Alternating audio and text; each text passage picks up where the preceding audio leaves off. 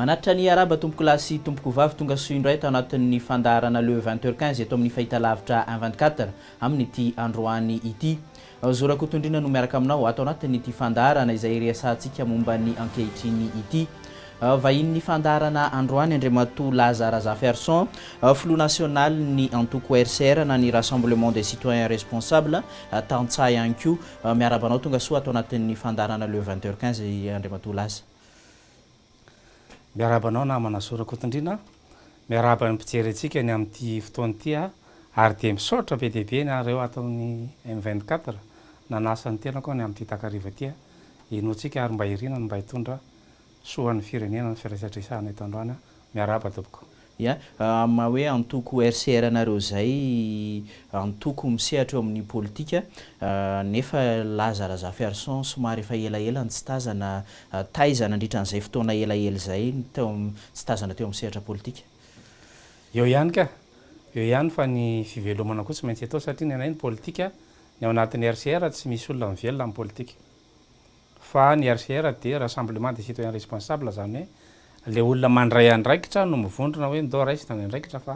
maty ny taranaka hopotika ny firenena dia izay ny antony hijereo le antoko politika efa 10 taona io ara-dalàna eo amin'ny fanjakana malagasy. Noho izany tsy Lazara Zaferson rery no ao fa be dia be ny olona miseho any ambadika any fa Rassemblement des citoyens le izy tsy voatery membre amin'ny parti politique ianao zany fa rehefa misy citoyen responsable na olom-pirenena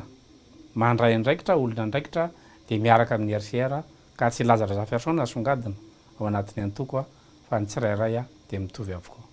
Azo aiza ny antoko RCR amin'izao fotoana izao satria ataontsika tao am-pifidianana isika mety nanomanomana amin'izay fifidianana izay koa ve mety hoe nampangingina tao anatin'izay fotoana elaela izay. Anatin'ny 5 taona amin'izao fitondrana rehetra misy antsika zao azadino fa tsy nitsahatra ny hevitra ny RCR. Navoakanay foana ny hevitray na misy miaino na tsy misy miaino zay tsy mijery hoe iza no mitondra. Dia izay tsy manohitra olona fa efa fantatra ny rehetrarehetra ny foto-kevitra hijeroan'ny RCR izay tarihan'ny Lazara Zaferson dia ny fanovana rafitra. Dia efa niteny foana izay ny olana ny vahaolana rehetra hatramin'izay fa tsy hoe miandry fifidianana vao hiteny. Raha jerenao ny lista ny kandidata amin'ny 2013 taony tenako efa nilatsaka filoham-pirenena hatramin'ny 2013 nakaty amin'ny 2023 zany hoe 10 taona zao dia nalefanay teny foana le programma fa tsy hoe nentehitra tamin'ny fitondrana zay fa ny anay rehefa tsy hanova rafitra dia tsy miaraka aminay. Rehefa hanova rafitra dia ndao hovaina ny rafitra fa raha andrehetra manaiky zao fa maty le rafitra dia nizaniza no mitondra eo dia mitovy ihany fa aza manantena miracle zany fa rehefa mipetraka tsara ny rafitra dia na ny olon-dala indray aza no mitondra eo dia voafato le rafitra izy tsy hanao adalana. Ya, afaka azavaina misimisy kokoa ve Lazara Zaferson izay hoe fanovana rafitra isan'ny voiziny antoko RCR izay. Be dia be le izy namana zo ary tsy vitantsika atao anatin'ny fotoana fohy fa amin'ny ankapobeny zany dia le hoe rafim-piarahamonina no maty.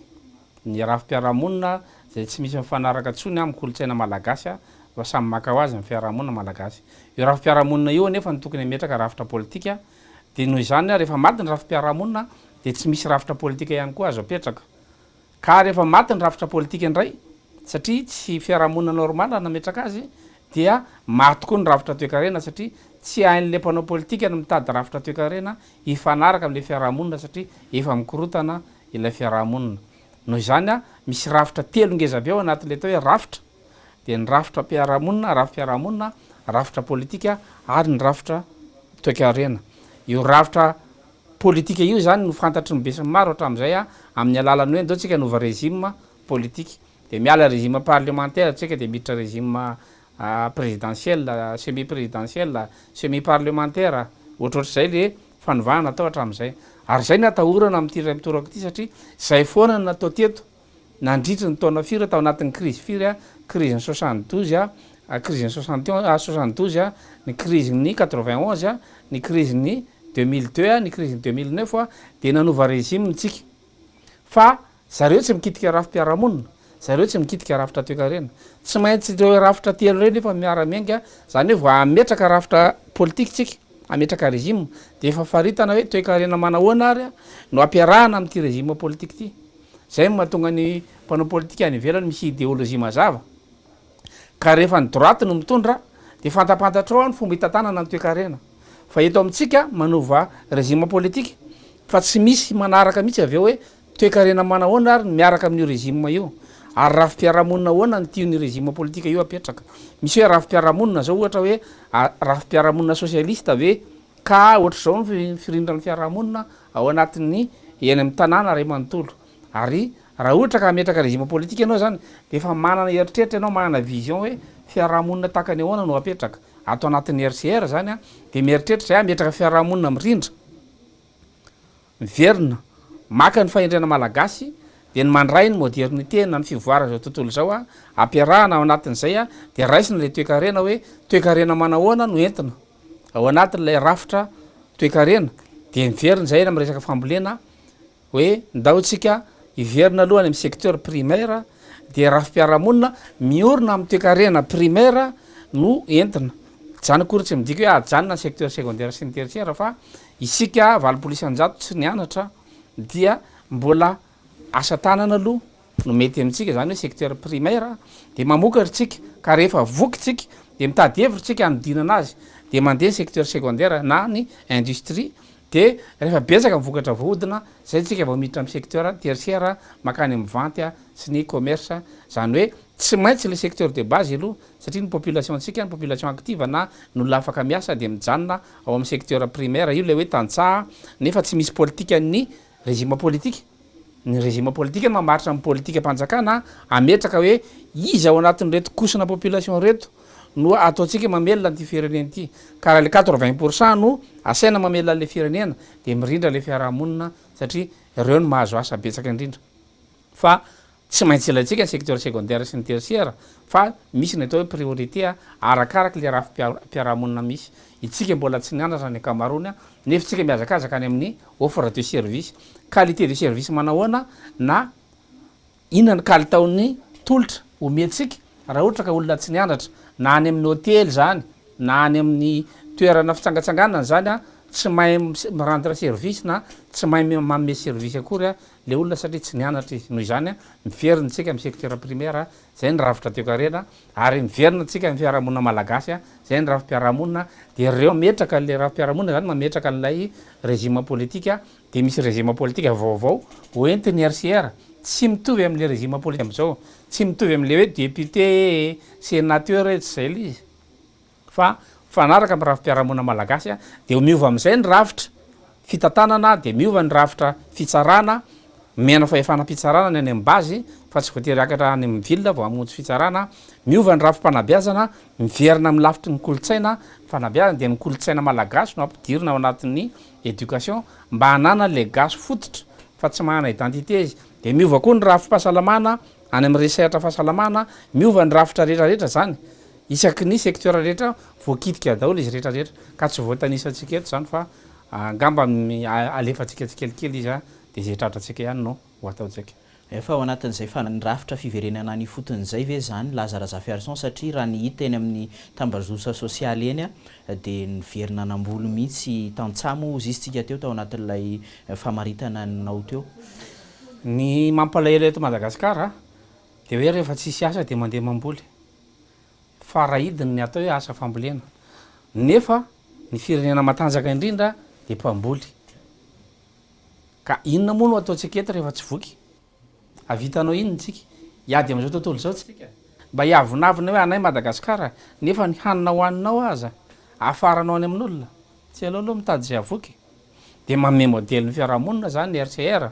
hoe ndaotsika amboly de ataotsika zay avoky atsika de ninina ady any ivelany any fa tsy hoe atao excuse ny ady any Ukraine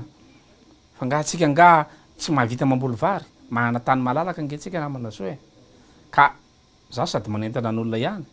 tsy amy mahafiloana ny toko ana fa Lazara Zafiarson ana mandehana re tompoko mamboly mbola malalaka Madagasikara zay avoky ny ankizy aloha atao fa tsy saina miasa zany eo rehefa naona ny ankizy de tsisy saina miasa zany eo rehefa tsy mahita hoanina fa any ambany vohitrano anao mba farafaratsiny rehefa tsy havity goty aty amin'ny vilona de mba mihana vomanga mihana mangahazo mihana katsaka fa zany ny sakafo malagasy ny vavonitsika malagasy tompoko tsy azo ovay ny vavony io fa mba nanandrana anao an'io telo volana tsy nihinam-bary niaraka tamin'ny tany ivelany a fa tsy vitako le tsy mihinam-bary de miverina vary any a fa rehare fotsiny zany na rediredy nietreretanao hoe avadika hatramin'ny vavony fa tsy maintsy miverina amin'io a vavony d'origine io anao a rehefa miaina ia zay indrindra no hidirantsika eo amin'ny hevitrsika manaraka Lazare Zafiarson de ny hoe fahaleovantenan'ny Madagasikara satria volana jontsika izao ankalaza ny atao hoe fahatelo amby enimpolo taona niverenan'ny fahaleovantena mahaleo tena tokoa ve ny malagasy ao tao anatin'izay telo amby enimpolo taona zay verina am'le teo ihany tsika namana zao ny hanina hoanitsika aza moa zany ho atsitiky de tena ianao fa mahaleo tena farafaratsiny a ny 500 ny filanao de hitanao an-trano anananao le izy mividy stylo anao a avy any ivelany mividy telefôna anao a avy any ivelany mividy kiraro anao a avy any ivelany iny kravatinao iny avy any ivelany zeny ampelantananao rehetra eny ny seza ampiasaiky ny ipetrahanao io avy any ivelany io tsisy vita eto Madagasikara reo miankin-doha amin'izy zany tsika ndao tsika ifampiankin-doha fa rehefa fampiankin-doha ny atao anatiny ka mividy mivokatra ny tatsahy anareo fa tsy mety mahay ninina mihitsy izay tantsaha raha tsy vidinareo le vokatray na ratsy aza de miezaka izahay manao ny concurrence hoe misy manao tsara eo a de mifaninana de miatsara le vokatra de mivadika industrie izy a de mamoaka jus izahay de misy mamoaka jus be deaibe indray any a de mifaninana mpanao jus a de miatsara indray le izy fa tsy afaka nivoatritsika raha tsy mividy vokatra malagasy fa tsy nivokatra avy any ivelany a no ataotsika mameny tsena fa ny eto Madagasikara no ambanitsika nefa ny tsaramaso any ivelany any ny tsaramaso eto Madagasikara ny mananasy any ivelany any ny mananasy eto Madagasikara ny voasary any ivelany any any mananasy eto Madagasikara voasary eto Madagasikara ko maninona any tsy maintsy anafatra jus d'orange any ivelany nefa mamboly orange eto Madagasikara ny tany malalaka de mihinana jus d'orange gratuit tsika mianakavy a am'izay fotoan'izay afaka miteny ianao hoe mahaleo tena i Madagasikara zay ny resaka toe-karena eo amin'ny lafiny politika mahaleo tena ve Madagasikara ny atao hoe mahaleo tena ara-politika de manapa-kevitra amin'ny mpitondra fanjakana de amintsika am'teny zao mandeha makany ivelany filoham-pirenena mitady vola anaovana ny fifidianana de averiko aminao le fanontaniana hoe mahaleo tena ara-politika ve Madagasikara de tsika rehetra no miara mitsara fa tsy zany mamaly zany fanontaniana zany fa zany na tsy zany a efa mba atsika aloha Madagasikara saritsariny fa ny tany mbola tsy tsika misy tany Colombe de be any amin'ny toerana misy anay ihany a mbola manahirana mamadika azy a amin'ny anarana malagasy ia ao anatin'izay resaka fahaleovantena zay ihany satria any ivelany tokoa ny filoham-pirenena amin'izao fotoana izao mitady hoe famatsim-bola hiatrehana ny fifidianana ao anatin'izay fiatrehana fifidianana zay indrindra resa be mihitsy hoe tsy manam-bola hiatrehana ny fifidianana na ny fanjakana na ny eo anivon'ny CENI manahoana fahitan'ny Lazare Zafiarson sy ny antoko RCR n'izay fikarakarana ny fifidianana zay amin'ny ankapobeny eto na manazo de tena afa mihitsy ny hevitry ny RCR na ny rassemblement des citoyens responsables na ny tamba be n'olo-pirenena na presse ny andraikitra averatsika angamba ny tantaran'ny CENI nanomboka tany amin'ny taona 2009 tao aorianan'ny crise 2009 nananganana an'le CNIT commission électorale nationale indépendant transition de la transition tam'izany andro zany izy nanangana ny CENI ahoana ny nafahana nanangana ny CENI fa miresaka fahaleovantena tsika tsy maintsy resaka administration publique vetivety namana zo satria saripady be io resaka CENI io ary gaga ny olona hoe fa manina ny RCR no tsy hita eny amin'ny fivorian'ny CENI na eny amin'ny fivorian'ny Bianco amin'ny fomba ny evetena ny resaka corruption eo amin'ny resaka élection mariana aloha fa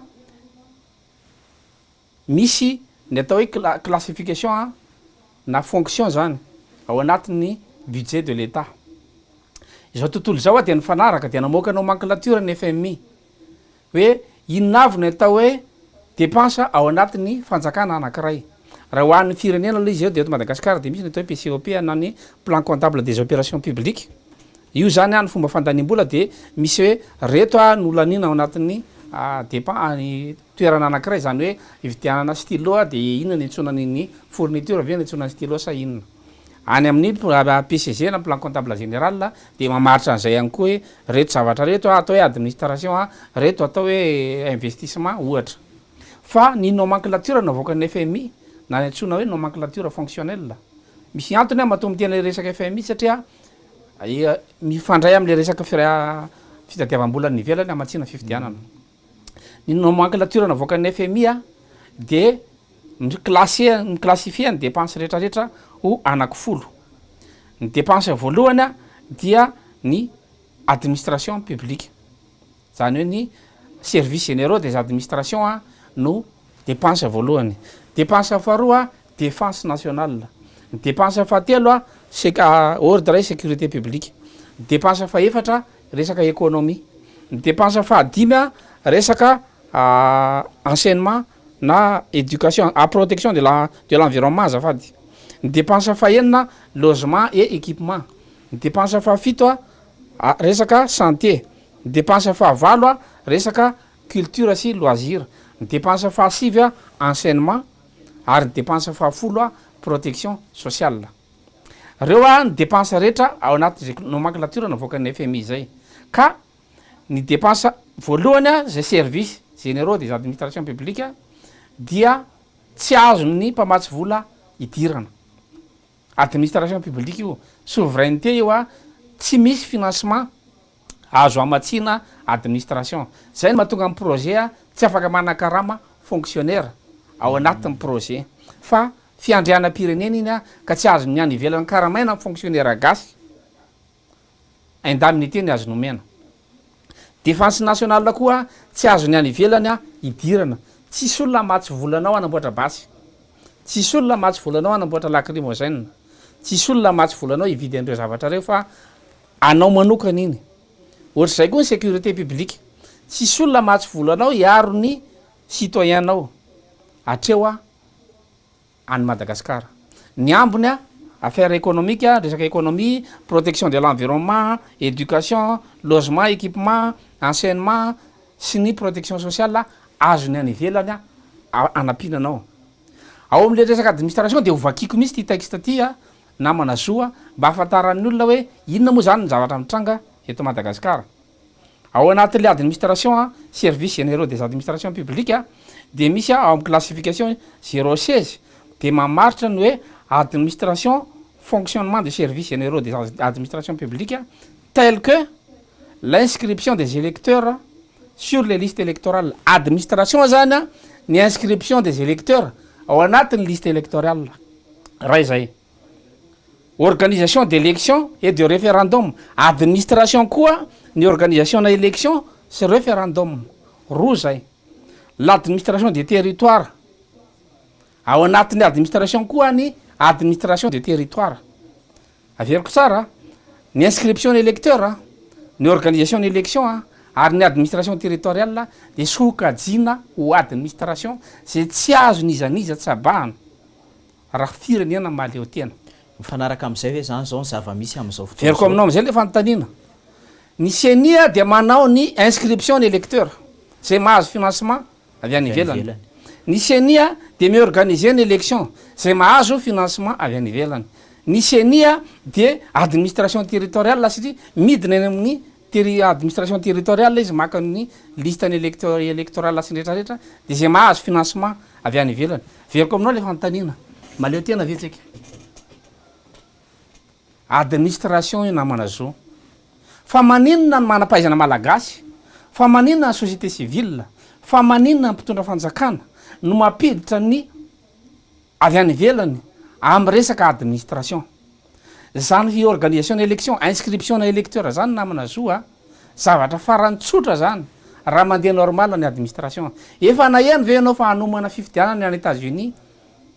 ka anao inscription amin'ny any amin'ny liste électorale ny mpifidy efa naino zany vitsika efa naino zany vitika amin'ny Frantsa mandeha ho azy tahaka amin'ny fahaterahany zazakely zany ka manao copie de tsy mila rahana maso zany fa anjara ny administrateur civil ny adjoint d'administration ny assistant d'administration ny responsable ny administration rehetra manderana Madagasikara no mandray anao rehefa feno 20 taona ianao de manao karapanondro de makany amin'ny commune de misoratra ianao isan'ny olo-pirenena malagasy anao karapanondro ve de ilanao financement avy any ivelany de fanjakana ny ilazana an'zany eo zany de voapirofo fa tsy azo zao tontolo zao idirana ny inscription ny électeur ao anatin'ny liste électorale nefa zavatra tsotra ny tokony atao eto Madagasikara ameo lanja ny administrateur civil meo lanja nyreo olona nianatra reo a de alefaso automatique eo tsisy idiran'ny ministre zany miditra ministre na miala ministre ohatra kaiky indrindra am'zany a ny organisation des examens any amin'ny lycée sy ny CEG ary ny EPP efa nahita ve anao fa rehefa miova ministre de miova koa ny organisation des examens satria administration ny organisation des examens mandeha foana ny organisation des examens a nizaniza ministre eo io tsy azo niza tsabahana fa efa hain'ny chef Cisco efa hain'ny chef Zap efa hain'ny talien'ny EPP hoe am'izao daty tsy maintsy feno ny taratasy ny mpanao fanadinana CEPE de mandeha automatika iny a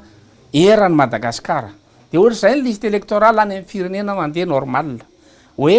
feno 20 taona de manantona ny fokotany misy ana de manantona ny commune misy ana de tafiditra mahazo karapanondro de mandeha mise à jour automatique ny liste électorale satria mampiakatra ny commune makany amin'ny district de mise à jour automatique ny liste électorale raha misy fifindramonina any amin'ny fokotany de miala amin'ny fokotany anankiray de misy fifindramonina mazava de maty ny liste iny ary amin'ny fokotany ray de mipetraky iny liste iny olona iny any amin'ny fokotany vaovao zay idirana noho izany a tsy mila financement ny inscription amina liste électorale tsy mila financement zany na kely aza fa administration zany dikan'izay tsy ampiasaina ny administrateur civil tsy ampiasaina ny assistant d'administration tsy ampiasaina ny adjoint d'administration eto Madagasikara tsy fahaizan'lay mpitondra ny fandimby ve zany no zava-misy eto sa hoe karazana tonga de hoe fitsabahany avy any ivelany tsotro zao izy roa ndray miaraka ianao ange manaiky tsabahana manto tsabahana fa tsisy ola adalaka de hitsofoka ao an-tranonao raha tsy ianao no nampandroso anazy fa matoana mampandroso ao ary mba tsabahanao ny volaninay de manaiky ianao zany noho izany tsotra ny organiser élection raha fanjakana de tenin'olo everina amin'ny intérieur gaga mahitan'olona efa ministre de miteny hoe averina amin'ny intérieur ve zany ny organisation na élection or zareo a asan'ny intérieur zany eto ambonin'ny tany io ny définition administration io administration territoriale ny intérieur anjaran'ny intérieur zany ary raha maty aza ny président république na maty aza ministre na miova impiry aza reo de mandeha automatique ny liste électorale hoe mandeha ny karapanondro de miampy ny mpifidy de mandeha automatique zany fa tsy mila financement zany hoe ndao indray anao recrutement tsika agent électoraux de anisy andray hoe firy mpifidy le mpifidy efa voisa tamin'ny heritaona de lasa indray nao verina manisa indray a inona ny dikan'izany na manazoa sady mampisy doublon ihany koa sady mampisy doublon zany a ny maty mbola possible ho tafiditra ao le agent électoraux na ny staty aza ny ila financement 40 millions de dollars vao navita RGPS fandrisambahoaka maky fa ianao seny kely io de andeha anisa olona de tsy maintsy verina président fokotany any le fanisana ka raha verina président fokotany any ny fanisana maninona le tsy akina amin'ny intérieur tsy miankina amin'ny ministre zany fa sosikevitry ny RCR de hoe raha ny RCR no mitondra eo de miverina any amin'ny intérieur ny organisation ny élection averiko tsara organisation des élections a ny inscription ny liste électorale fa isika malala fa ny ACC no mamoaka valim-pifidianana zany hoe tsy ao anatin'ny intérieur no mamoaka valim-pifidianana de jereo zany a ny examen bac aka ohatra tsika ny examen bac de ny lycée no mampianatra ny ankizy fa ny université no manao ny organisation sy manangona ny feuille d'examen rehefa vita ny bac tsy miverina any amin'ny lycée ny feuille d'examen fa makany amin'ny université de ohatra zay ny tokony anaovana an'io zany hoe misy ministère roa samy hafa miandraikitra ny anankiray manao ny organisation ohatra ny any États-Unis de raisiny ny fitsarana de ny fitsarana no mamoaka ny valim-pifidianana noho izany raha raisitsika ohatra zay koa zany a ny eto Madagasikara dia misy ministère roa atreo amin'ny urna ihany a no anjaran'ny ministère ny intérieur fa raha vao miala eo amin'ny urna io ta eo le urna de manao PV tonga de ministère ny fitsarana de rehefa amin'ny examen bac dia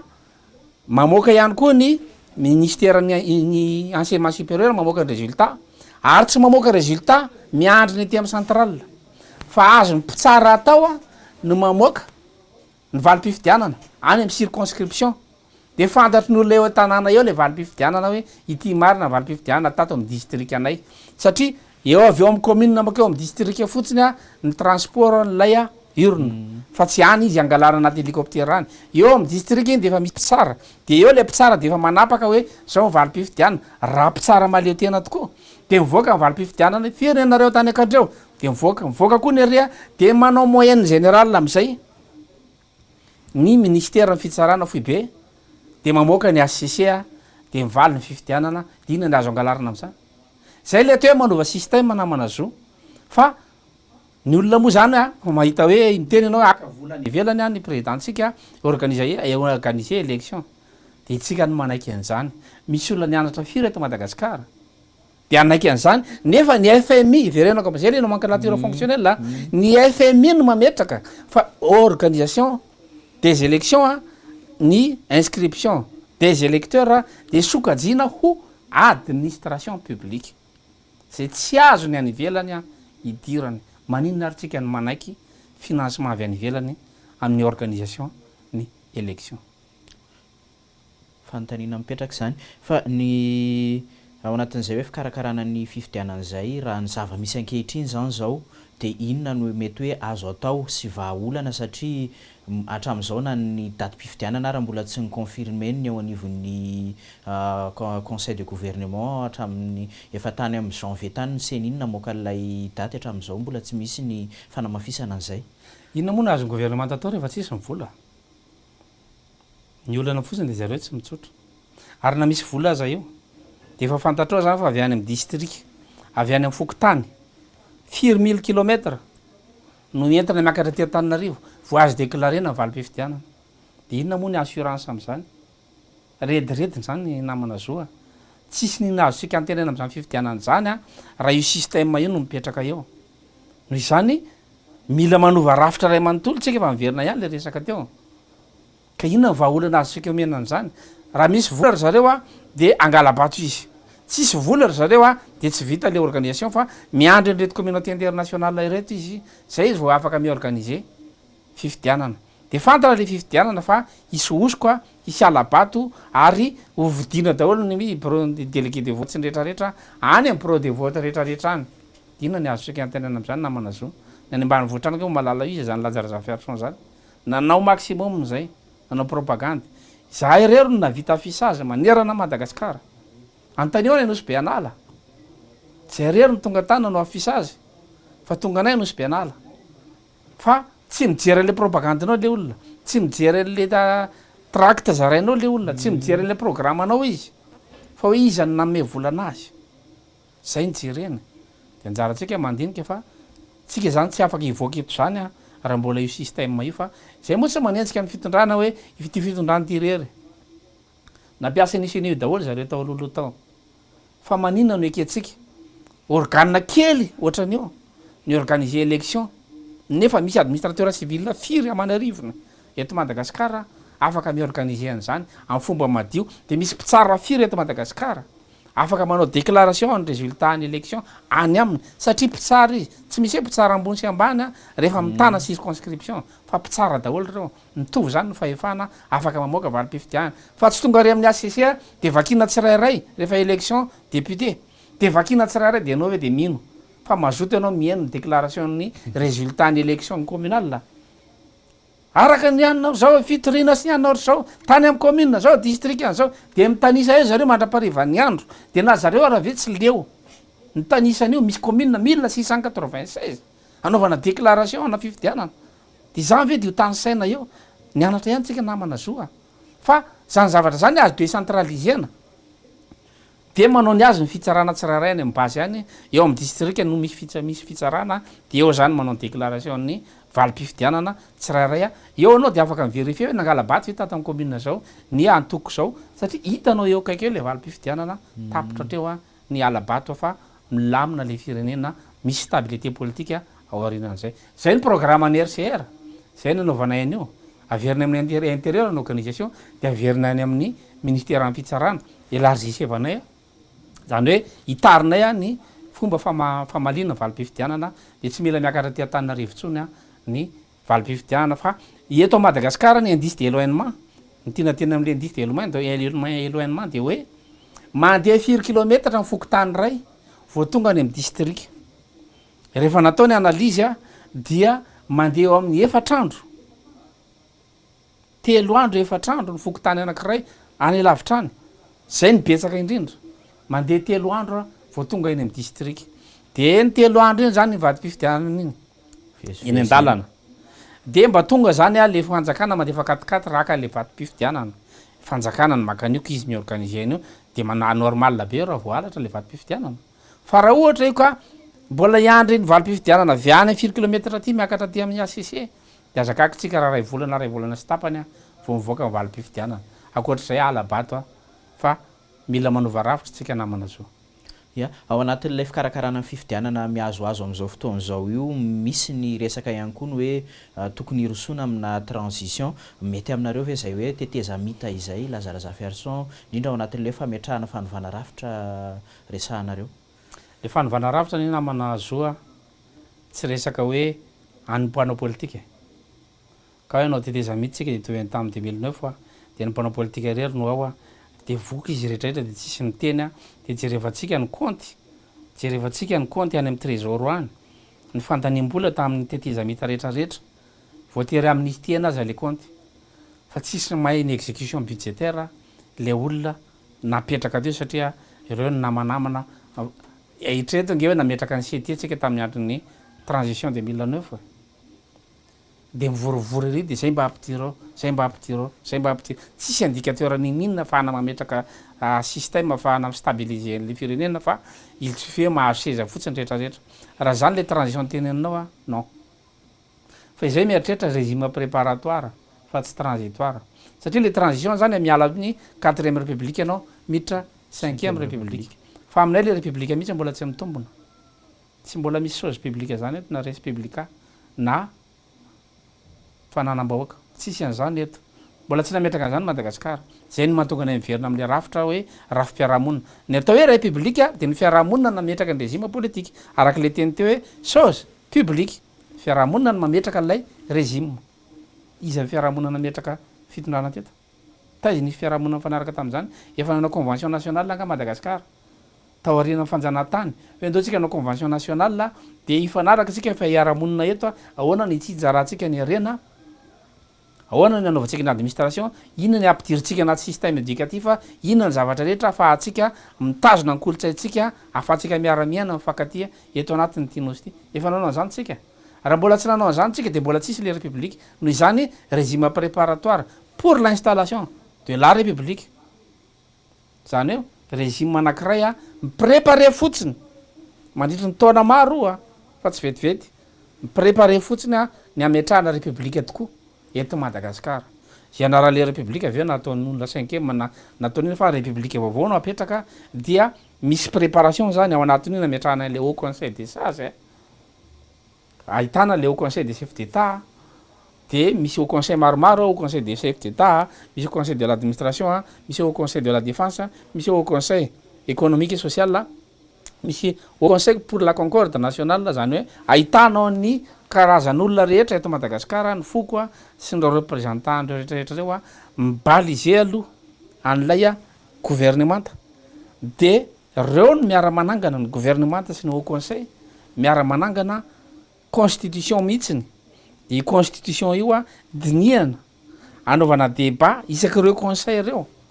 satria rehefa misy représentant daholo any amy conseil économique et social misy ny société civile aty amy conseil de l'administration misy ny grand corps de l'état any amy conseil de défense misy ny miaramila sy ny tafika anabakabaka andranomasina tanety ary amy conseil de chef d'état misy ny ancien chef d'état sy ny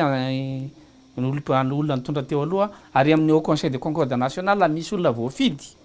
miainga avy any fokotany de mandefa solotena makao amy commune de miakatra makao amy région de mandefa solotena anankiroa ny région misy 4 izy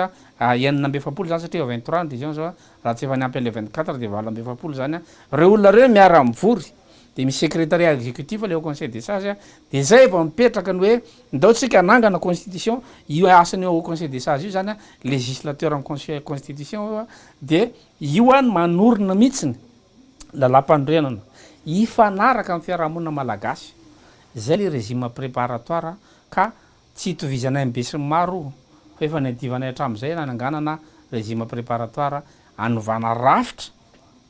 fa tsy hoe ametrahana indray a ny candidat ny anina rapitso sy rafakapitso fa japin'ny olona foana le mouvement rehetra teto hatramin'izay ka raha mbola manaiky Madagasikara atao akory fa zay ko nge tsy afaka nanao nininy voafetra ny fahefanay voafetra koa fahalalanay voafetra zay tsy hitazona basy zay tsy hanonga-panjakana zay tsy hanisy ratsolona fa zay mieritreritra amondrona amin'ny malagasy zay mahatonga le hoe rassemblement ampitambatra amin'ny malagasy zay mahatonga le hoe rassemblement ampiaraka amin'ny malagasy hoe dao mba iarahana dinihana am'izay no avy fa ampy zay fotoana nandianana mitokatokan'izay fa tsy mitondra makaiza akoatra ny firaisankina pirenena ya iverenako kely any ana teo mety aminareo ve zany sa tsy mety aminareo lay transition sa raha ohatra hoe zay ny lalana izoran'lay fiainam-pirenena am'izao fotoana zao anao inona hoa le transition arakaraka ny objectif ange namana zo e na maritanao mety aminao io na tsy mety aminao raha ny finance publique atsika am'izao ny resahana izay zavatra efa zava-doza makaty aminareo azy zao de efa ho adiny ray amin'ny lalany ratsy nefa lalana tsisy 5 kilometre akory zany hoe finance publique tsy mandeha am'izay aloany io finance publique tsy mandeha am'izay aloany io ve no idiratsika hoe ndao toizana io zany a de ny sénateur ny parlementa maka carburant amin'ny alalana bon de caisse amitsika am'teny zao ohatra zany zavatra zany ve no toizana eto gaspiaziny zany tena hoe mandoatra vary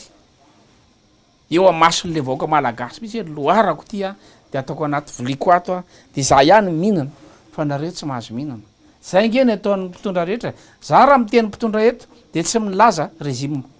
tsy miteny hoe ny fitondrana rajoelona non fa ny mpiasa-panjakana rehetra de voakasiky io daholo ary zahay raha tonga eo de io ny refonte ataonay voalohany eo anivo ny fonctionnaire ao anatin'ny finance publique mahalindrehetra zany a tsara tsy mahafalindrehetra zany a zay tsy mieritreritra ny tady arena amin'io anarina an'io no atao zay manao ny marina no hoampinay rehefa tsy manao ny marina ianao a tapotra teo ny kitoto fa mila arenina ny finance publique malagasy fa aiza moa ianao mahita an'izany inspecteur des impôts le olona de manao fournisseur de l'état malagasy eken'ny système gasy zany misy an'izany mpiasa-panjakana ambony be dehibe a no mahazo marché public de aiza moa ny ahitanao an'izany concurrence zany nefa misy principe daholo ny fanatanterana ny budget io a fa mandeha ho azy io de nitazana fotsiny le au fonctionnaire rehetrarehetra reo a mba mitena anareo a tompoky lasy tompoky vavy fa mba niteraka ihany nareo so de mba tafahoatra ny loha fa mahantra ange le vahoaky reraka ange le olona tsy hitanareo io fahatolona amy tsirara ho azy isanandro eny arabe io sany taomabilinareo tsy mandeha amin'ny lalany ratsy io zany ny vokatry ny ala ratranatao teto ty fireneny ty mahatonga n'olo amiteny masika loatra lazarazafer non tsy azo ekeny zany ka hitondra firenena nge tsika namana zo e fa ahoany tsika anao anaiky an'izany zavatra zany fa za tsy miteny eto fitondrana rajoelona fa ararotinareo faiblesse ny politicien de miara mangalatra ao koa nareo d'accord a mety tsy mahay finance publique le olona fa anjaranareo ny am're cadre anazy hoe zao ny fomba fanaovana exécution budgétaire monsieur le ministre misy ministre nge tsy mahalala an'izany exécution budgétaire zany fa le fonctionnaire mahita hoe io fa tsy eny de asainy manao soni fotsiny be de be nge ministre tratra an'izany hoe manao soni anao de mamoaka bombo 8 milliards satria fantatrareo tsy voatery afian'zany ange le olona zany koa mahitenenako voaka malagasy mba mitedava am'izay olona mahafean'le administration publique mba tsy hoambakain'le fonctionnaire de afaka miady reo mifanohitra fa le fonctionnaire tokony mba contre pouvoir no lasa manampy an'le pouvoir mangalatra ao anatin'le izy le fonctionnaire tokony anohana an'le izy a le administration lasa manohana le fanjakana lasa manao politique de rehefa miteny ianao hoe mba andaotsika mba hanohana olona nianatra am'izay de mamaly ny sasany hoe laza tsy mamaky texte fa afaka manohana an'zay tiany ny olona rehetrarehetra mahazo manohana zay tianao ianao ka fa zany tsy midika hoe ndana manohana olona T2 hitondra fanjakana fa tsy mila mamaky texte zany fa principe za zanaka fonctionnaire de tany ny T2 de efa nafantatra an'zany hoe afaka maka disponibilité ny fonctionnaire mahazo manao politique nareo fa zany akory tsy nidika aka disponibilité nareo a de ndeha hanoana olona T2 aka fitondrana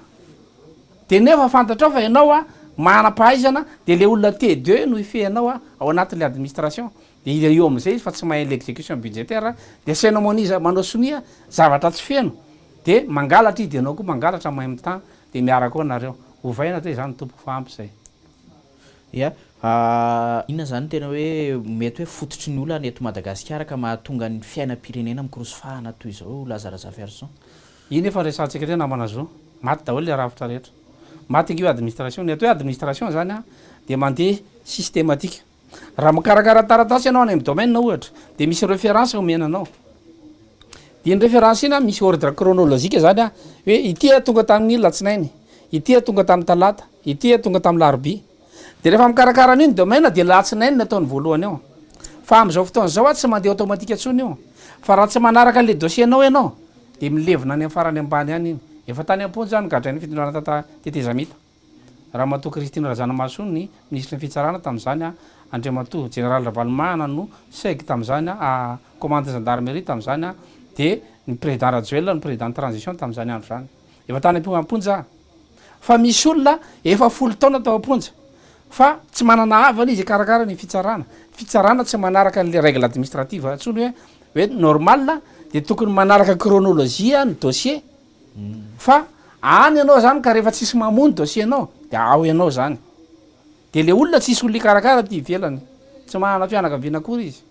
de ny fitsarana tsy mijery misy dossier tsy voajery ty fa zay matafakatra eo ambony hoe ty mba karombony eo fa itiny ianao de ohatra zay daholo eo any amy sehatra rehetrarehetra raha makany amy trésor ianao ka mianahana ianao fournisseur satria be deabe fournisseur tsy nahazo vola de mba ahafahana mapakatra ny dossiernao de lasa ianao manatona ny ordonnateur anao hoe mba karakarao le anahy de le ordonnateur makany am PGA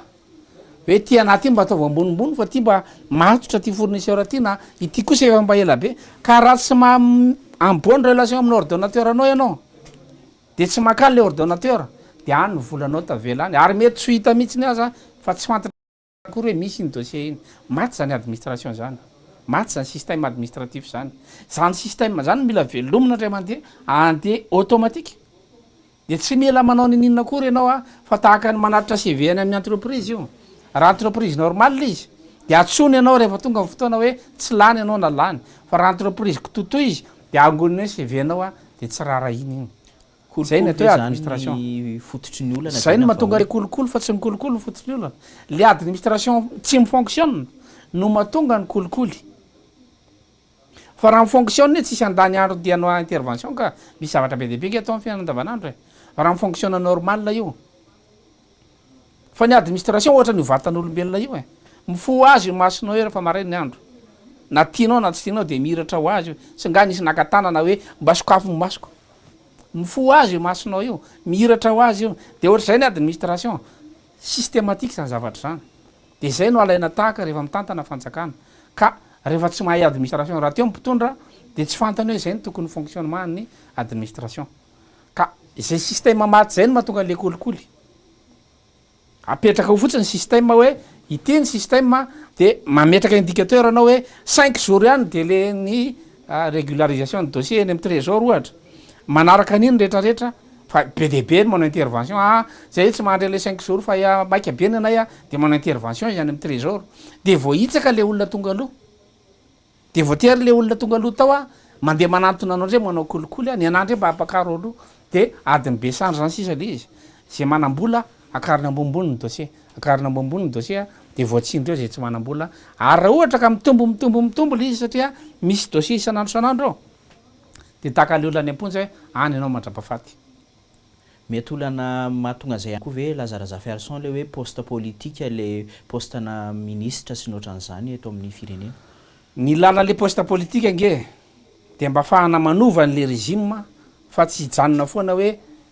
ohatra zao fomba fitondrana ny firenena anankiray tsy adalany olona mametraka ty gauche aty droite aty démocrate aty républicain fa misy environnement fanaraka am'zany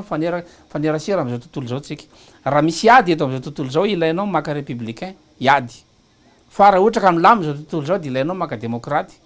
andamina resaka ao anatin'zany resaka sosialy ohatra ka raha ohatra ka monotone io de miteraka krizy fa halan'ny fiarahamonina zany hoe monotoni zany mistagina foana zany ny fiarahamonina fa misy fotoana io ny olona mitady filaminana de misy fotoana io ny olona mitady hoe mba fiheziko kely zay fa tena trop le gaboraraka ohatra ny eto Madagasikara zany ka zay tsy mampety an'le hoe olona voatendry ray mandeha de izy any endrindra fa tsy maintsy miova isaky ny fifidianana de misy poste tsy maintsy omena politicien fa tsy azo omena technicien io fa ny politicien de tsy maintsy amena terme de référence hoe zay ny tsy ampy eto Madagasikara omena terme de référence io iny ny asa maire ka raha samy latsaka eo izy hoe takina ao anatin'ny terme de référence manao rapport financier anao dia tsisy samy latsaka zany tsy nianatra fa ny zavatra nisy tamin'ny subvention commune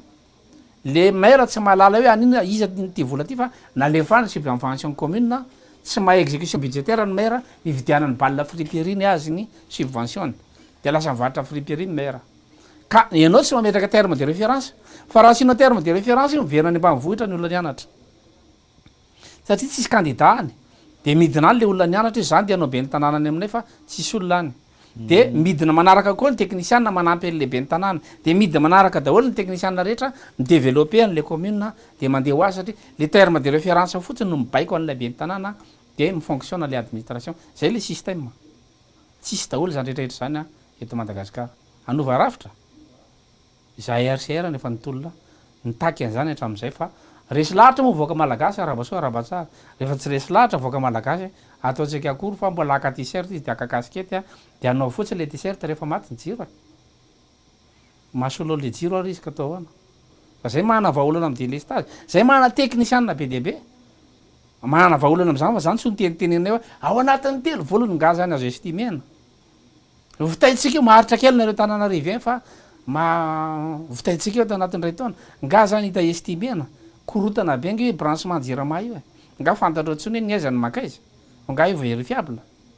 mila refond total io fanovana rafitra koa ny jirama zany tsy vitatsika moramora fa rafitra efa aloha enimpolo taona reo tompoko olona efa misy fery io raha olombelona enimpolo taona le fery zao engany mbola mba tsy vony taolana de mbola mba azotsika tsabona le fery fa rehefa vomony taolana zany inomony azotsika atao fa izay mitondra vahaolana satria nampianariny ty fireneny ty zahay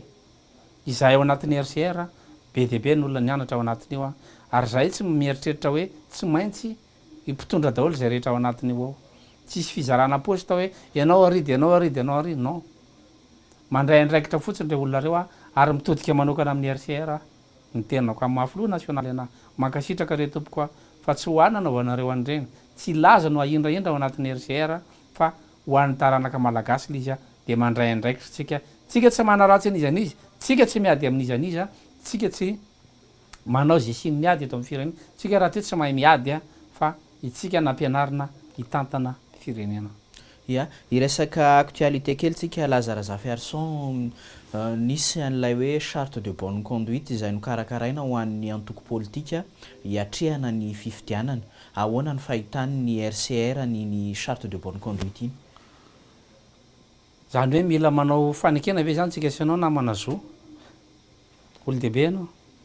olo-dehibe za mila andehany amin'ny arabe tsika mila charte de bonne conduite zay anao vao mahafantatra hoe tsy azo atao manao malotany amin'ny arabe politika ny resaka une fois anao manao politika de fantatra ao ny conduite anao fa tsy ny olona ny ampianatra anao hoe rehefa manao politika ianao de zao tsy azo atao na zao ny azo atao aza manao politika mbola tsy mahay zany zay nanao soniany zany tsy mahay politika izay atao anatin'ny RCR de mahafantana ny conduite nay fa tsy ny any ivelany ihany no ampianatra anay zany hoe zao no fa ajainareo lalàna hoadray anao politika anao ka tsy anaja lalàna ajainareo valim-pifidianana hoadray ilatsaka ho filoha ianao ka tsy anaja valim-pifidianana zany ve de mila préciser faharoa rehefa manao sini moa zany le mpanao politika ireo de misy valeur an'le sarta petraka aminao le fanontaniana petraka aminao le fanontaniana misy valeur ve le izy raha ohatra ka ianao manao sini an'le izy eo indrindra ny ana satria ianao mitovy am'mpanao politika ka nizaniza manao sini de mitovy samy citoyen malagasy ka rehefa manao sini moa zany zareo any de zay ny atao hoe sarta inona ny valeuran'le politicien, inona ny valeur ny lazaraza ferson fa nga za afaka miteny hoe tiany atao hoe bonne conduite, inona ny titrako eto amin'ny firenena, inona ny afahako milaza fa afaka manao sinio ani za na de président na parti azy fa nga zahay président na parti afaka manao sini sarta hoe zao ny atao hoe fitondratena mety fa manina tsy ampidirinao le ola daly eny antsena de ampidirina manao sini koa izy de mamaly izy hoe zao koa mifitondratena mety mitovy amin'ny adalany zay raha droit ndresahany mitovy amin'ny adaly eny antsena mpanao politika raha droit ndresahana samy manana zo zay ka raha le ny adaly eny antsena no manao sini misy valeur vely izy fa rehefa hitondratena fotsiny de mitondratena tsara fa mila ampianarina ve le ray mpianakavianao aza mamilava zay ny atao hoe bonne conduite ka raha ohatra ianao ary tsy mahafeny tenanao de inona moa zany hitondranao firenena zao tontolo zao ve ny ampianatra ny malagasy hoe tsy ilaina ny miady zao tontolo zao ve ny ampianatra ny malagasy hoe ilaina ny fankaty itsika ve ny ampianarana fihavanana raha anao sini an'izany ianao de efa tsy malagasy tsony ianao zany zany hoe taritiny ny vahiny amin'ny sangany ve zany le mpanao politika eto amintsika tsy haiko loha zareo na misy sangana tsy misy fa izahay mieritreritra tondra firenena de mahana fiandrianany Madagasikara fa tsy isika malagasy nde ho an'ny frantsa de ampiantso amin'ny parti politika any frantsa de iteny am' zareo frantsay hoe zao no fomba hitondranareo tena mandritra ny fifidianana de aminao misy valeur an'le sary tam'izay raha tsika isanao mandeha makamy mampivoarom-panao politika frantsay fa zay le zavatra mitranga samyny anaran'inona nefa anyzareo mila mampivorom-panao politika eto am'veo ary mbola navahany zareo le parti politika tam'y voalohany fa nga misy hoe parti politika matanjaka sy parti politika madinika aiza ao anatin'ny constitution mamaritra hoe madinika amin'ny parti anankiray na matanjaka nga zany azo faharitana tsy azo faharitana zany farafaratsy mba misy idéologie maritana an'zany fa tsy hoe manangana parti politika de manam-bolona be za de mahazo olona be deabe mivory eo satria mizara tiserta de zay ny atao hoe matanjaka manam-bola ianao manaiky zay fa mitondra firenena ametrao amin'ny fanontaniana malagasy mbola hitsabaka ave mivoaka malagasy amindray mitoraka tya hitsabaka ka ametraka olona tsy niomana hitondra firenena fa iomanana no mitondra firenena zay tompoko na nafiry taona eny ambony w mampiasa stylo nanao an'izany fikarohana zany iomanana izany raha ohatra moa nareo ka anandrana satria zany fa nisy avion enjera ohatra fa hoe nisy manapaizana mitondra teo fa tsy nety ka rehefa nisy avion enjera zany fa pilote mitondra le avion de itentsika zany hoe manomboko zao zany de tsy mety tsony ny pilote mitondra avion fa donc mpivarotranana am'izay ndray mba asaina mitondra avion zay ndre zao mamy gasy satria efa nisy manapaizana mitondra teo fa tsy naomby de aloha mba nyolona tsy nianatra ndray no mitondra de ohatr'zay zany io rehefa tsy mety zany le avion fa nenjera satria pilote no mitondra an'iny de aleo mba mivarotranana ndray no mitondra avion fa nanao iny anao nanao iny anao de pilote mitondra avion nanao ina anao nanao ina de chauffeur no mitondra taxi be nanao ina anao nanao ina de dj no mampandia olona nanao ina anao nanao ina de samy manana fianarana io olona nianatra no afaka mitondra firenena na tsy nety aza ny teo aloha de tsy maintsy mitady ny olona io foana ianao fa tsy hoe rehefa tsy nety teo aloha de tsy mety tsony le olona nianatra rehetrarehetra ka makalesony tsika am'tya fa latsaka katerena tompoko ny firenentsika tena marary ny voaka malagasy engany hoe mbola mba tsy ho tonga any am'tolana ilay fery fa efa mata ohatra izay taniovany RCR mahatonga anay mitsangana hoe mbola ho azy tsaboana ave fery malagasy mbava o manao mpimetreritra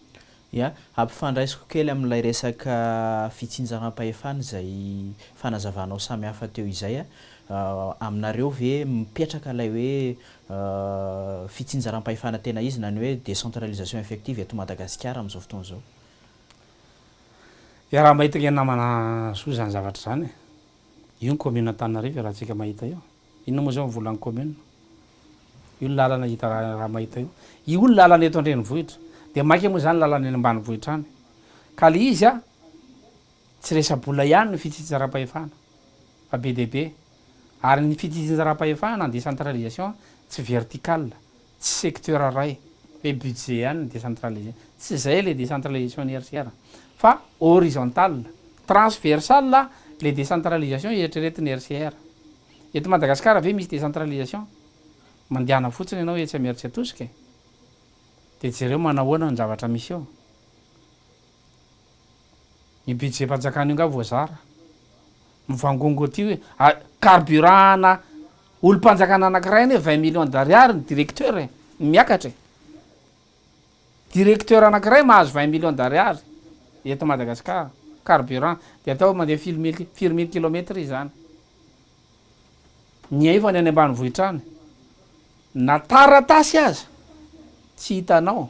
raha mamakany amborompanjakana ianao le latabatra moa zany fa latabatra malapalahelo eo de mahita chef Cisco ianao napetraikitra amin'ny Cisco hoe nahazo ordinateur roa na telo de fa faly izy misy ary mbola mahazo machine à écrire zany zavatra misy eto Madagasikara ka tsisy décentralisation zany eto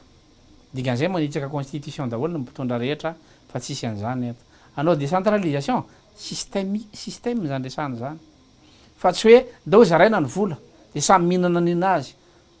fanjakam-boalavitra zany samy mikepoka zay azony ka misy principe ao budget ny principe d'unité d'universalité hoe ny recette rehetra ny principe de non affectation des recettes amina dépense spécifique ny recette rehetra tsy maintsy angonina ao anaty arona ray aloha zay anao vao mizary hoe ty makary fa tsy hoe angoninao ny recette de tonga de fantatra hoe ity recette ty anaovana ndry na ity recette ty anaovana ndry tsy azo atao zany satria misy secteur tsy mampidibola mihitsy misy secteur tena tsy mampidibola mihitsy tahaka ny éducation ka raha ohatra ka ataonao ohatran'izay le izy hoe décentralisé anao zany de tonga de hoe ity vola ty tonga de makary de inona ny dépense ny éducation fa tsy maintsy centralisé anao aloha izy zay ny principe budgétaire zay anao vao mametraka hoe ahoana ny ireo anaovana répartition de iny indice de répartition ino nandrefesana misy décentralisation sa tsy misy décentralisation fa tsy hoentin'ny sasany reny décentralisation de hoe aloha zay tonga de mihinana volanay zay ny mamokatra lavany aty de tonga de aloha fa nenay aty tonga de mijanona ty aminay aty le vola nga zany azo atao fa avy aiza ny dépense éducation avy aiza ny dépense santé avy aiza ny dépense ny secteur public rehetrarehetra le service public ohatra sécurité publique ka mampidibola ka amin'ny police tsy mampidibola io fa tsy maintsy centralisé anao aloha ny recette zay le principe zay vao manao hoe décentralisation ianao de tsy azo atao zany hoe aloha volanay aty mijanona aminay aty zay manapaka anazy misy décision azo raisina any fa misy décision tena tsy azo raisina mihitsy satria raha mbola hijanonao firenena anankiray Madagasikara fanotaniny zany de tsy maintsy zay ny principe hitondrana anazy fa kosa eo am'le décentralisation manana azy ny RCR le décentralisation net horizontale donc tsy maintsy miverina any amin'ny système éducatif verina any amin'ny système judiciaire décentralisena daholo reo fa tsy vola ihany décentralisena fa vao mainka lasa dala aza ny any amin'ny faritra raha am'izao izy nefa manararoatra daholo igny député any ianao miteny any ray manasazy mpianatra anankiray hoe tsy nianatra de ampanatsoanao ny ray aman-dreny de le ray aman-dreny makany amin'ny député de ny député ny tonga amin'ny école averenareo mianatra ty zazy ty inona no atao am'izany namana zoa atao ahoana zany olona zany zay vo député fotsiny zay ny gouverneur manao ny ataony ny député manao ny ataony zay olom-boatendry manjakana rehetrarehetra manarareo fahefana daholo ka izany nomenao fahefana amin'ny alalan'le décentralisation teo décentralisation de la folie angambany de d'accord aiza ho aiza indray zany le hoe fampandrosoana maingainy fotony mahalona zay fanazavanao zay le décentralisation mena budget izy mena décision izy misy décentralisation administrative misy décentralisation financière misy décentralisation politique ireo any mandray fanapakevitra zay ny mahatonga anay hoe mametraka le conseil des sages de le conseil des sages efa misy représentant avy any faritra rehetrarehetra de manangana constitution mihitsiny de manangana régime décentralisé tsika rehefa avy eo fa rehefa ao anaty constitution vao faritra hoe reto ny azonareo raisina reto ny tsy azonareo raisina tahaka ny hoe misy tonga de miteny fotsiny hoe ndao tonga de mena vola mifokotany atao mifokotany inona vola nga mifokotany afaka manao exécution budgétaire fa nga mifokotany misy comptable fa nga mifokotany administration fa nga mifokotany misy brao sa misy inona atao mifokotany inona vola zavatra tsy azo atao daholo zany fa tsy tonga de hoe ndao mena vola mifokotany de atao nareo zay fampandrosoana misy nga zany azo atao mitondra firenena olona tsy niatra administration mba zavatra ny anarana tokony nytenena namana soa tsy azo décentralisé ohatry zany budget io hoe tonga de mena vola mifokotany aiza moa ny azakany président mifokotany tantana milliard nefa au niveau district aza mbola tsy misy mahay mbola misy tsy mahay exécution budgétaire fa zany akory tsy midika hoe afaka manana etaetany ny fokotany afaka manetaetana izy amin'ny alalan'le conseil solotena anankiroa avy any amin'ny fokotany de miakatra iny de sady manaramaso an'le président fokotany a fa ny exécution budgétaire tsy maintsy midina misy comptable public amitsika miteny zao de atreo amin'ny district ihany comptable public le percepteur principal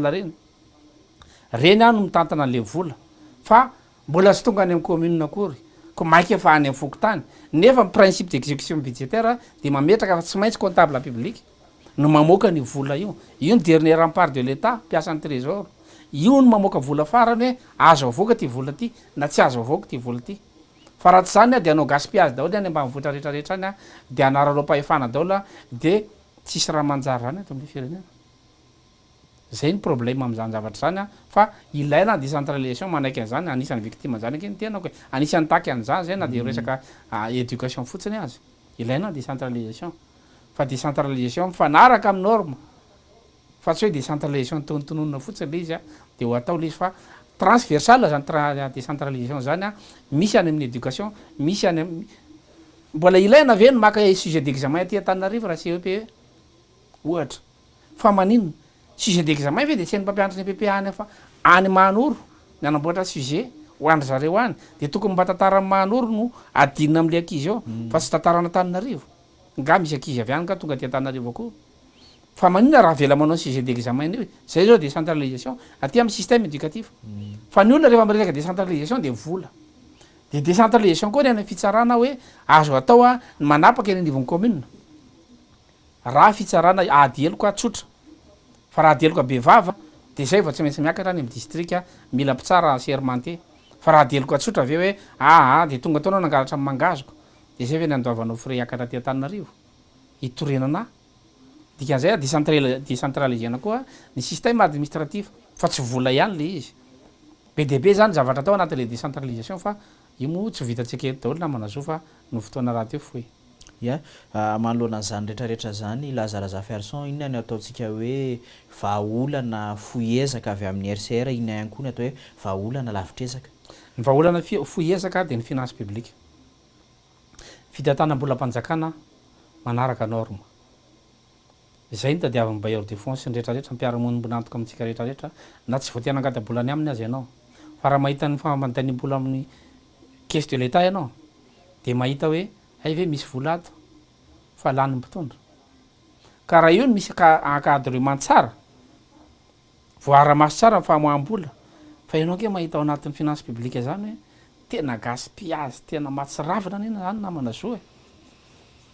fa tsisy miteny tena tsisy miteny finance publique ny vahaolana misy vola ao fa mangalatra mpitondra za miteny mpitondra eto avaveriko tsara za tsy miteny régime fa ny mpiasa-panjakana rehetra ny mampiasa ny volam-panjakana rehetra no mangalatra za tokory tsy hoe tsy mpiasa-panjakana rehetra no mangalatra fa le mampiasa volam-panjakana ny akamarony no mangalatra misy mpiasa-panjakana tena madio ao misy mpiasa-panjakana tena manao mety ao fa reny tsy ho hita n'le régime rehefa tsy mahay finance publique ny régime fa rehefa mahay régime mahay finance publique ny régime de hita le mpiasa-panjakana hoe ty manao ny asany ara-dalàna fa ny ahafahana mamahany io zany de tsy misy afa-tsy fampianana ny vola lany na ny dépense publique any amin'ny secteur mandehandeha tany reny ohatra am'zany hoe manao fitokanana amin'ny filohan'ny république ohatra de zay nge de efa vola lany aiza moa misy an'zany hoe manao cocktail manasa vahiny ny ministère anankiray de ao anatin'ny fanasana vahiny de soratana volam-panjakana mandeha mamboly azo de fa considérena hoe mena indemnitaire zareo mpiasa-panjakana zany ve moa no atao eto de le mpampianatra frama kely ry mandray valo alina any aminay nefa amin'ny filohan'ny république amin'ny teny aty fa 250 000 ariary nefa any aminay mbola 80 000 ariary ny karaha mampampianatra frama de nefa le vola be de be aty carburant 20 millions d'ariary par directeur de isao isan'ny directeur any ministère rehetrarehetra any de mandany 20 millions d'ariary ve le olona ka rehefa vita ny encadrement finance publique de mandeha ho azy ny cadrage rehetrarehetra macroéconomique de miova ho azy ny fijerin'izao tontolo zao atsika de mirotsaky ny olona manao investissement eto Madagasikara am'rainao my procédure any amin'ny finance publique am'rainao ny procédure ny amin'ny administration de tonga ny olona mazoto miasa eto Madagasikara fa tsy hoe aka audience any président de la république de ampandoavinao 50 millions d'ariary nisany zany nge teto e fa rehefa mandeha ara-dalàna ny administration olona nianatra administration no manerana ny fanjakana ray manontolo ary zay no averinay ho averina ny asanareo mpiasa mpanjakana zay ihany averina ny asan'ny mpiasa mpanjakana indrindrandrindra zay manao averina ny mise à jour ny connaissance amin'ny mpiasa mpanjakana tokony isy formation zany mpiasa mpanjakana zany manao mise à jour ny connaissance averina zany zavatra zany de rehefa manalanja ny mpiasa mpanjakana fa tsy le mpiasa mpanjakana manarara ohatra akory fa mampalahelo ny mpiasa mpanjakana any amin'ny fahatany any na manazoa ny any ange ala merci ny opérateur fa anganao afaka hiady am'ireo opérateur any ambanivohitra any makeza tamin'ny matavy ianao zany mpitsara zany nge tondrahan'ny opérateur labery zany rehefa hitany zay tiana anaovana azy zany administrateur civil zany ane miditra hôtel miditra restaurant ianao de miantso le opérateur monsieur l'administrateur aloha mba zany miantoka sakafonao andrany monsieur le substitut procureur aloha mba zany miantoka sakafonao andrany de mba karakarao le dossier zay no mahazo mpiasa mpanjakana aninony ianao vo mamaly eo anao de miantso ny président de la république le opérateur ty gonanao teo ohatrany tsy de mamely fa afeko teo any io de matahotra any le mpiasa mpanjakana ka le opérateur tsy nanamatsy le président de la république ko tamin'ny fifidianana de mahana fahefana izy am'le président de la république mitadiava ho olona tsy nangatabola taizataiza de afaka mitondra marina fa tsy hoe ny opérateur no ibaiko any lazarazafiarson ataovy any tompoko ny asanareo fa tsy nyvolanareo no ibaikona andikana lalàna ambitehana ny mpiasa mpanjakana anaonao foana de maty ny service public de mijaly le vahoaka malagasy ahoana zany ny hoe fametrahana araka ny tokony izy lay rafitra izay voiziny RCR rehefa resy lahatra ndrehetra mila mametraka régime préparatoire tsika hoavy zaiky raha mbola tsy resy lahatra ndrehetra fa andeha fifidianana io manapa-kevitra moa ny RCR fa lazarazafiarson tsy manapa-kevitra rery zany anjaran'ny RCR any amin'ny rassemblement des citoyens responsable no manapa-kevitra hoe ndao irositsika ka raha ohatra moa ka mandray andraikitra voaka malagasy de ndao zany de rehefa tonga indray lazarazafiarson de manova rafitra hovainay io ataony régime préparatoire foana nenay satria constitution de efa problème aminay constitution nge tsy azo ampiarina eto Madagasikara nga io azo ampiarina constitution soratsoratana fahatany fotsiny io tsy nirana taminao tsy nirana tamina fa any amin'ny fifidianana vao mody hoe eny sa tsy ka ny atao hoe constitution lalàna fanorenana anorina ny atao hoe lalàna miainga avy amin'ny vahoaka zany hoe teny avy any amin'ny vahoaka entina manorina firenena zay ny atao hoe constitution ka rehefa tsy avy any amin'ny vahoaka le teny de tsy azo lazaina lalam-pandroenana io tsy azo lazaina lalàna io dikan'izay mila manova constitution tsika ampahany ao anatin'ny changement de système zay constitution zay fa tsy teny reny rehetra zay ny atao hoe changement de système ampahany kely de kely zay fa mba farafaratsiny aloha miova i constitution satria mila réconciliation nationale vo afaka mametraka tena constitution tsika ifaneketsika le lalàna fa tsy tonga ny faritra sasany anao de hoe ianao tsy mahazo miditra am'ty faritra ty nefa ny article 12 ny constitution libre za mandehandeha raha Madagasikara tonga any amin'ny faritra misy an'zany nge any amin'ny faritra atsimotsinana amitsika am'teny zao miady tany Pianada miady tany de mamaly ny inona ty izy le mamaly ny fiarahamonina satria nahazo lova le vehivavy de le vehivavy navita borina de le lehilahy tsy navita borina de tonga le vehivavy aka an'le tany de namaly ny fiarahamonina fa nga misy vehivavy mandovy eto zany kolotsaina zany ine mila iverenana dininy zay vo afaka mametraka lalàna fa ny lalàna mametraka hoe mitovy ny lahy sy mivavy nefa rehefa midina any am'resaka kolotsaina ianao de mamaly ny kolotsaina tsy mahazo mandray fitenenana eo ianao de nefa le vehivavy efa nandray anjara ohatra hoe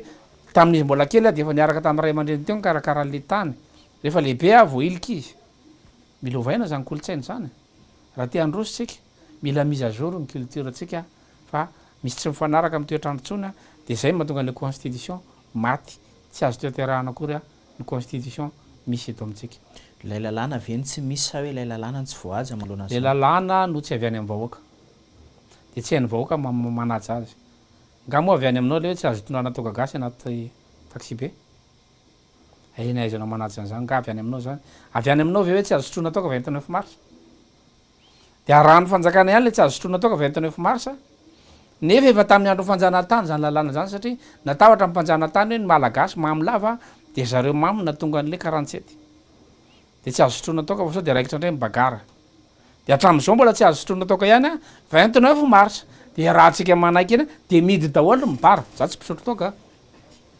de midy daholo mibara rehefa 29 mars lalàna avy amin'izy zany ekenao zany hoe tsy maintsy mando toerana iray ny zaza 5 taona fa nga mitovy ny zaza 5 taona frantsay sy ny zaza 5 taona gasy zaza 5 taona gasy ne mbola azo trotrony kely ny zaza 5 taona hollandais ngeza be ka lalàna avy any am'zareo avy any le satria avy any le tomobile de misotro anaty carte grise hoe ohatry zao ny zaka ty firy plasy de any am'zareo zany lava be ny zaza 5 taona de maka toerana ray iny aty amitsika ny zaza 5 taona de samy manafinafina ny zanany fotsiny taxi be asitrotsitroky zany a de efa miandry nle receveur anao ibedy de le receveur koa tsy masa satria sarotra be mamantsy re firy taona izaza io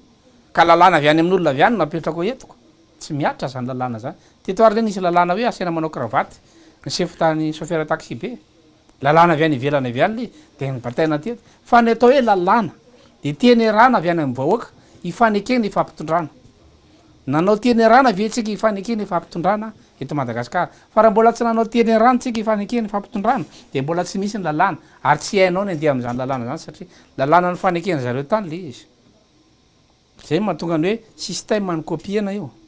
atao apetraka ny système atsika de ampifanarahana amitsika fa tsy hoe anekata dego ianao roapolo olona zakany 4 de mbola 4 place ihany 4 aminao am'zany ovaina l izy rehefa tonga eto Madagasikara kitoto daholo ange zany manaraka an'zay cop 21 cop 22 cop 23 any ianao amresaka environnement de manaiky fotsiny ianao tsy mampiditra tomobile manetroka be eto nefa ny lalanao rehetrarehetra maerana Madagasikara mbola tsy afaka tomobile vaovao fa tomobile tamin'ny ane 90 no mazaka ny lalatsika eto ane 90 ny tany an-dafy mbola ratsy ny lalana de nanamboatra ny pont rigide izy afaka nytetiny ny toerana rehetra efa tsara daholo lalana ny aminy zao de sa manao pont rigide atsony izy fa mipetraka any le pont rigide fa tsy azo Madagasikara farana satria mihoatra 10 taona le tomobile de ninona ny loza le moteur azo farana fa ny carrosserie any tsy azo farana manafatra moteur na 2 chevaux tsika eto manafatra moteur na 4 tsika efa 10 taona zany a manafatra moteur na tomobile rehetrarehetra tsika eto fa tsy azo atao ny manafatra le tomobile 10 taona miakatra fa inona mahatao tomobile anazy fa tsy le moteur tafiditra ihany zany le moteur mamoaka setroka fa tsika manaiky an'le cop hoe conférence des partis de amin'ny droit de douane ny politique douanière tsika manaka an'le tomobile mihoatra 10 taona fa ny droit de douane tsika ny politique douanière tsika manaiky ampidirana le moteur 10 taona inona fa tsy re tomobile mihoatra 10 taona ihany re moteur hitanao eny antseny reo de gaga avy anao fa manina raha tonga de ekena le tomobile miditra de mibata pont rigide manarivony tsika eto de avy aloha n'olona isitrika any ambanivohitrana de misokatra hoa de misy olona mifindra any de rehefa be olona any de zay ny olona vao mitady andao mba amboarina am'zay ty lalany ty misy feo miaingy avy any de vita ho azy io lalana io a eniny mpitondra fanjakana io misy politika mifandray be de be ohatray fa tsy voatery anamboatra lalana zany ianao any ambanivohitra manafara pont rigide de atao voatra makany mainty rano atao voatra makany amin'ny toerana sarotra be reny alefasy reny isana patrol double pont reny alefasy reny Toyota Land Cruiser reny ampidiro de adira taxi eo reny nanao détaxation de am'izay fotoana zay misokatra ny lalana manerana Madagasikara de zay anao vao manaraka moramora ataonao terrassement fotsiny io de mandeha reny tomobile reny fa tsy tomobile vaovao ho an'ny concessionnaire eto mahatonga le politique douanière de bahana ny concessionnaire aza mampiditra occasion nareo fa manjary tsy lafo ny anay de any amin'ny concessionnaire mifanjakana mividy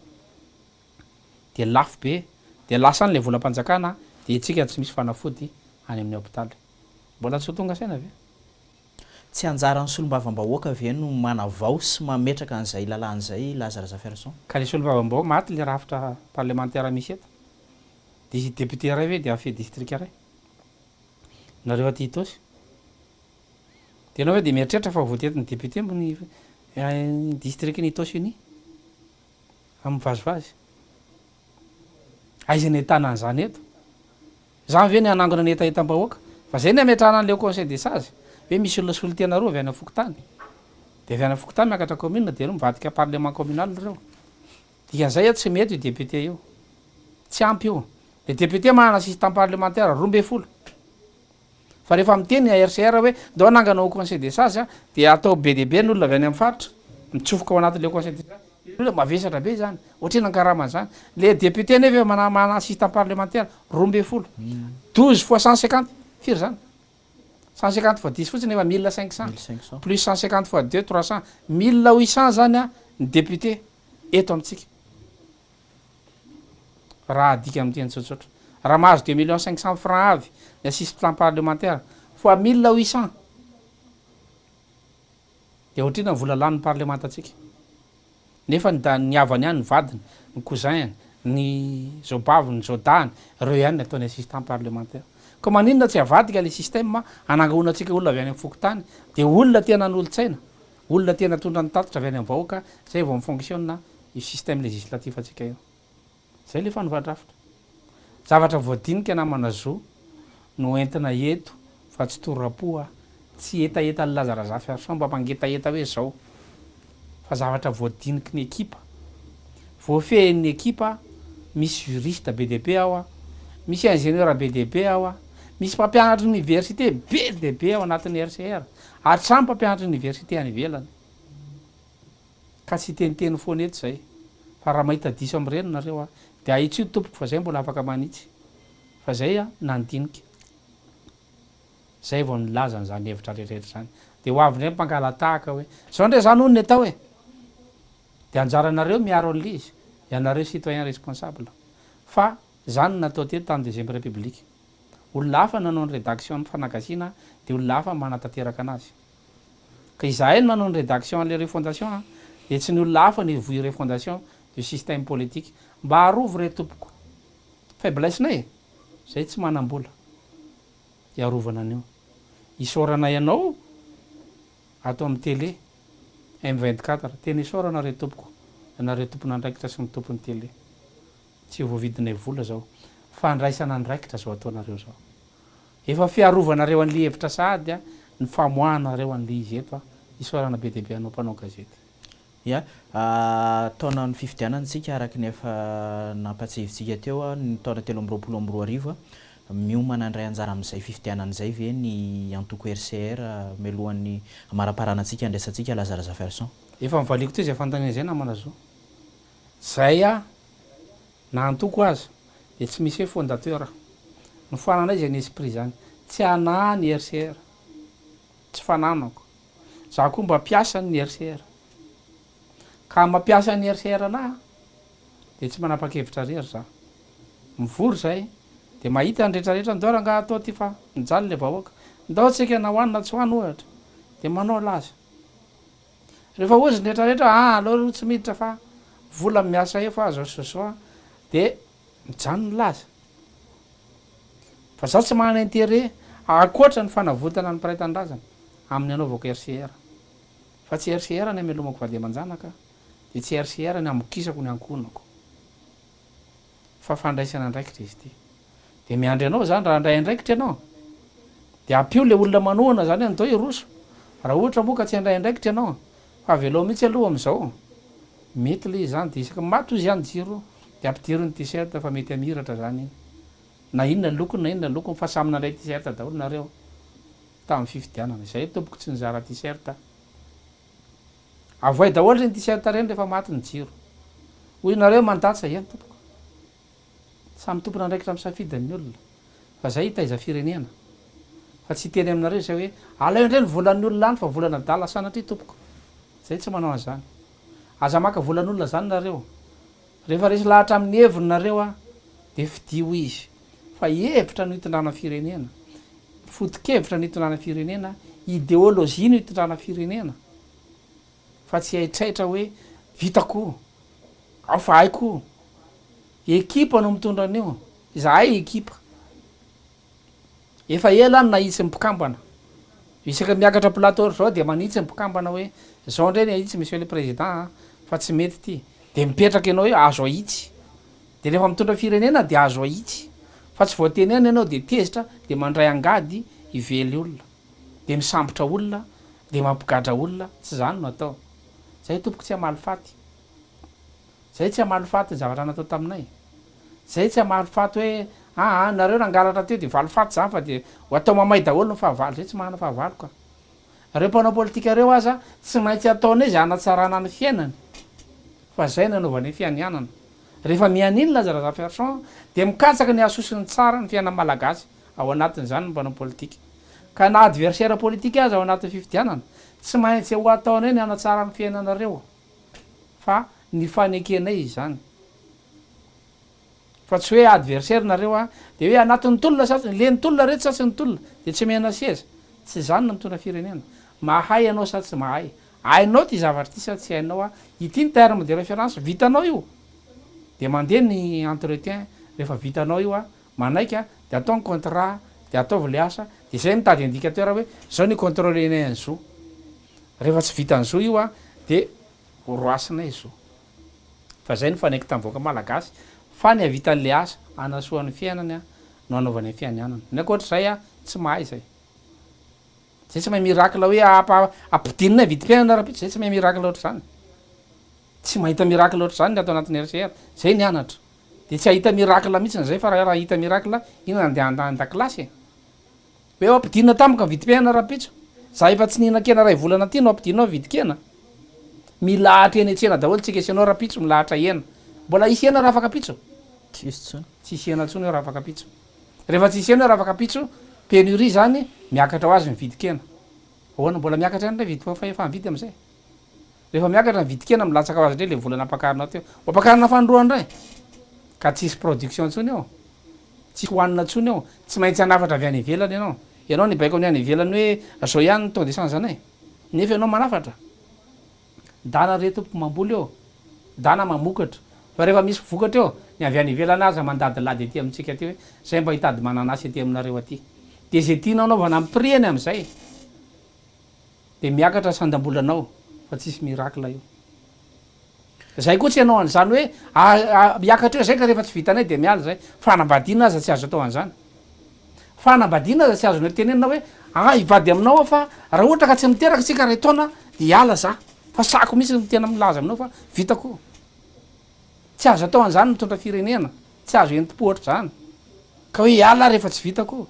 mitondra firenena eo ianao na tianao na tsy tianao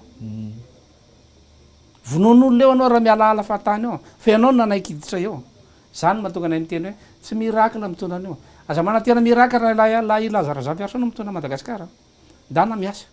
de manaova ny marina hoarovanay ny manao ny marina hoarovanay ny citoyen malagasy de arovanay ny mpiasa de omeny atao zay azony atao any amin'ny resaka fitsaboana any amin'ny resaka fanabeazana service public amin'ny resaka sosialy zay ihany tompoko fa tsy misy akoatr'zay eto ambonin'ny tany de samy mavita ny didiny tsika rehetrarehetra samy mamela ny ankohonany fa izay miaro zay manao ny marina mampisy ny sécurité sy ny filaminana eto amin'ny firenena mialohan'ny amaranantsika ny fotoana Lazara Ferson mety misy ve ny karazana afatra tianao manokana ho ampitaina tiany RCR ho ampitaina ho amin'ny mpijery atsika raha ny teny zay hoe mitsabaka eto amintsika ny communauté internationale zay zany tsy midika hoe makahala vahiny zay au contraire fitiavana anazy aza zany itsika tsy maintsy miara-miasa am'izao tontolo zao fa mahatonga ny olona manao tsinitsinina atsika itsika ny mamilava itsika mifoaka rongony itsika ny voretra itsika tsy mahay ninina de manao tsinitsinina atsika ny olona ndao anao zavatra mety ndao hiasa fa rehefa miasa ianao de ajain'ny olona vo miteny fotsiny anao chômeur de tsy manaja anao ny olona fa vo miteny anao mananasa de manaja anao ny olona ka rehefa hitan'izao tontolo zao tsika fa miasa de manaja atsika reo satria tsy maintsy hitady vokatra aty amintsika hitady volamena aty izy hitady safira aty izy hitady mivokatra eto amintsika eto izy ilayntsika miara-monina am'izao tontolo zao fa tsy afaka manidy varavarany tsika ka olon'olona rera eto amin'ty Madagasikara ty fa misy zavatra tsy mbola vitatsika tsy maintsy afara atsika avy any ivelany de tsy mety zany hoe ndao tsika anao déclaration de guerre am'izao tontolo zao zany hoe ndao roasina an'zao nandao tsy fanao zany ao anatina fitantanana firenena tsy fanao zany tsy tsika malagasy reny olombelona tambolin'ny tany fa misy olombelona hafa any de mifanaraka am'ireo ny azotsika atao ny azotsika atao de miaro ny tombontsoa atsika hoe aty kosa mba tsy azonareo idirana atreo misy convention international eo a mamaritra an'izany hoe ity azo idirana de ity tsy azo idirana fa tsy hoe ndao hiady am'izao tontolo dao sanatry tompoko zany a fa zay no afatra ho an'ny voaka malagasy hoe sady mahay mifankaty tsika no mahay mandray a ny any ivelany raha mieritreritra fiarahamonina irindra de mba mifampiteny tsika amy zavatra tsy mety a fa tsy mitazapotsiny manoloana ny fahorian'ny mpiray-tanindrazana amitsika am'teny am'izao fotoana zao mankasitraka anao namana zoa mamerina andray mandeha ny fisaorana ny tompony M24 mamerina andray mandeha ny fisaorana ny teknisianina rehetra ao ambadika eo a mamerina andray mandeha ny fisaorana ho anao miaraka tamiko teto androany ary mamerina ny fisaorana ho anareo naharitra ny jery a raha misy diso ray tompoka ahitsy eo manaiky ahitsy zay a fa mieritreritra mba hitondra fanomeza tanana ho an'ny taranaka malagasy fa efa ampy zao fahoriana mahazo atsika malagasy zao a manao mandram-piona ho amin'ny manaraka indray a tompoko lasy tompoko vavy ia de ankasitrahana feno ianao Lazare Zafy flou national ny antoko RCR na ny rassemblement des citoyens responsables ny vahiny teto amin'ny fahitalavitra 24 tamin'ity ariva ity mankasitraka tompoko ia de izay ihany koa tompoko lasy tompoko vavy no entsika manakatona ny fandarana le 20h15 tamin'ity androany ity ankasitrahana feno ianao nanaraka izany hatramin'ny farany raha toka misy ny vaovao tianao ampitaina de aza misalasalatra any miantso ny laharatarby 038 12 00 878 mandrapitafindray ary tompoko lasy tompoko vavy